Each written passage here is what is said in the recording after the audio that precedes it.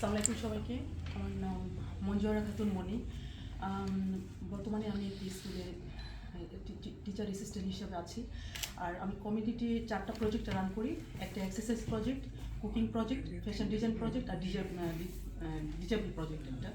তো আমার কুকিং ক্লাসে আমার কমিউনিটির যে বোনেরা আসে খুব এনজয় করে। তো আমার জীবনে আমি 4বার কুকিং করে আমি ভালো প্লেস আমি অর্জন করেছিলাম।